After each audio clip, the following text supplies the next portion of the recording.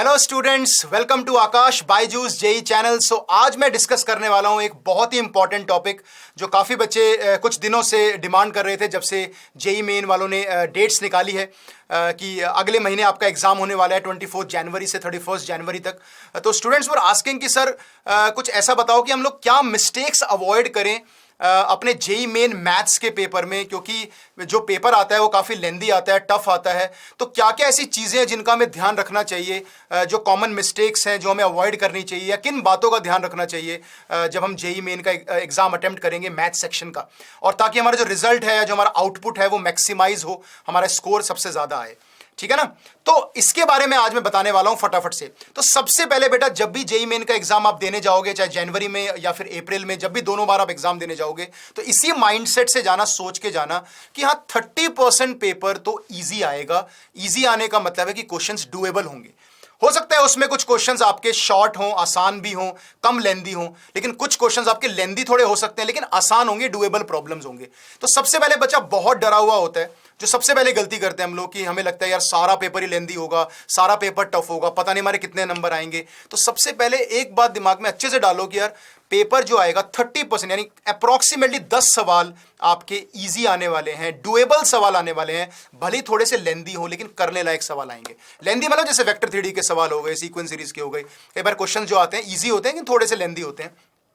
तो आपको ये माइंडसेट से, इस फ्रेम ऑफ माइंड से आपको एग्जाम देने जाना है कि मैं 40 नंबर स्कोर कर सकता हूं अच्छे तरीके से, अगर मुझे वो 10 सवाल चूज करके अच्छे से सॉल्व करने हैं, सही करने हैं, जो पेपर में इजी आ चुके हैं।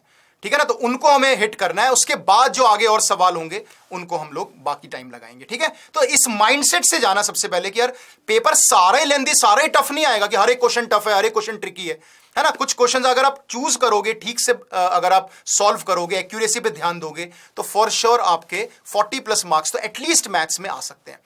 तो इसी पे मेरा पहला पॉइंट शुरू होता है कि जो हम मिस्टेक करते हैं वो ये होती है कि हम लोग कई बार first, second, third in question से स्टार्ट करना शुरू कर देते हैं कि पहला सवाल आया तो चलो पहला करके देखते हैं, दूसरा करके देखते हैं। कई बार हम इस तरह से सॉल्व करते हैं अपना पेपर, जो कि गलत तरीका है सॉल्व करने का, क्योंकि इससे क्या होता है कि कई बार फर्स्ट, सेकंड क्वेश्चन हमसे सॉल्व नहीं होते और हम डीमोटिवेट हो जाते हैं कि यार पेपर तो बड़ा लेंदी, बड़ा टफ है। पर क्या पता बीच में कोई ऐसे क्वेश्चंस हो या बीच में 3-4 स्ट्रिंग ऑफ क्वेश्चंस हो जो काफी इजी हो सकते हैं, जो लेस कैलकुलेटिव हो सकते हैं, या न्यूमेरिकल में कोई एक आधा सवाल ऐसा हो जो बहुत इजी और आपके स्ट्रॉन्ग टॉपिक से आ चुका हो। इसका मतलब आपको जब भी पेपर सॉल्व करना है, ऐसे सीक्वेंसिंग में नहीं करना है कि 1 2 3 4 इस तरह से नहीं करना। आपको राउंड स्ट्रैटेजी लगानी है, यानी कि पहले आप 1 से लेके 30 तक सारे क्वेश्चंस फटाफट देखते जाओ और वो वाला सवाल सॉल्व करो जो देखते ही आपको क्लिक कर रहा है। ऐसे 3 या 4 सवाल 100% आपको हर एक पेपर में मिलेंगे जो देखते ही क्लिक कर जाएंगे। उसमें 1 मिनट भी लग सकता है, 2 मिनट भी लग सकती है, मोस्ट प्रोबेबली मैक्सिमम 3 मिनट भी लग सकती है सॉल्व करने में। चाहे वो क्वेश्चन ट्रिग्नोमेट्री के हो, आईटीएफ के हो, कभी सिस्टम ऑफ इक्वेशन से सवाल आ जाता है, कभी मैथमेटिकल रीजनिंग से सवाल आ जाता है, जो आप देखते ही सॉल्व कर देते हो कई बार।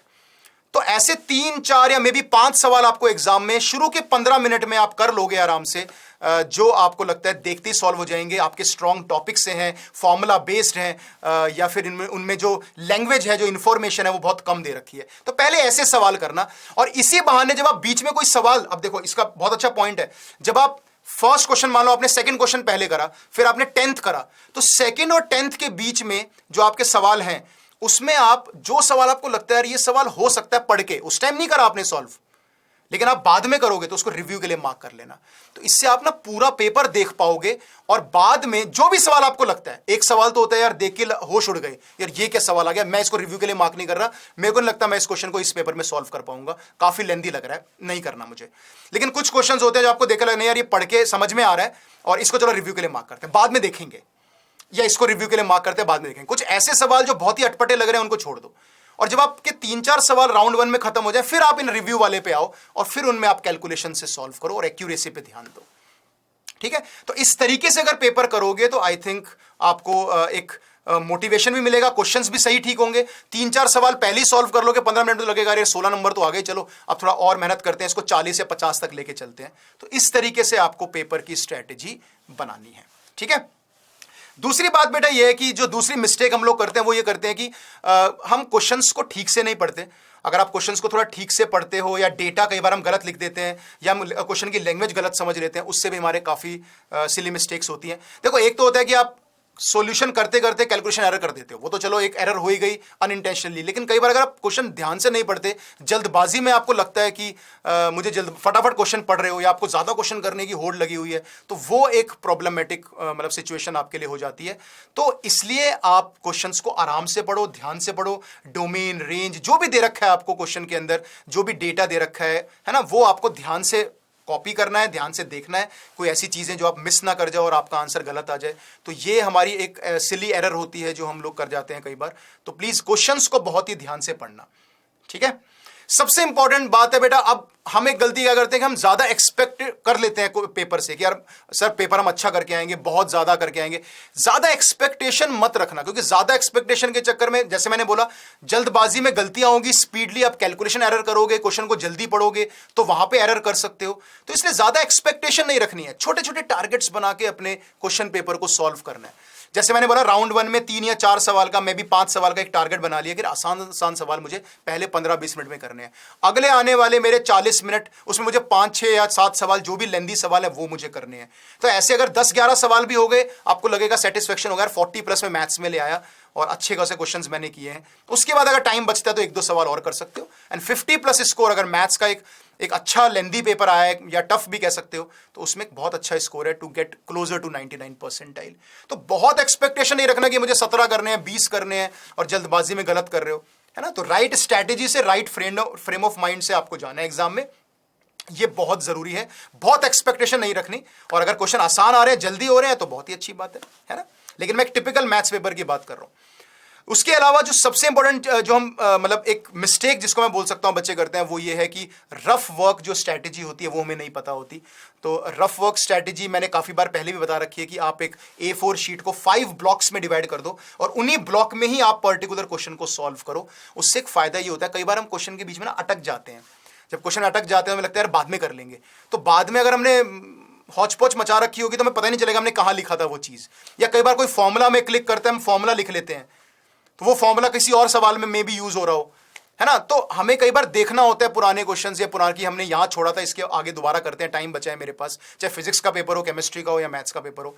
तो थोड़ा क्लियरली अगर रफ वर्क करोगे तो आई थिंक काफी फायदा होगा आप लोगों को भी, है ना। अगर हौच पौच करोगे तो पता नहीं चलता, क्योंकि कई बार हम एक स्टेप लिखते हैं फिर अगले पेज पे जाते हैं तो पिछला स्टेप हमें मिलता ही नहीं, इसमें बहुत टाइम वेस्ट होता है।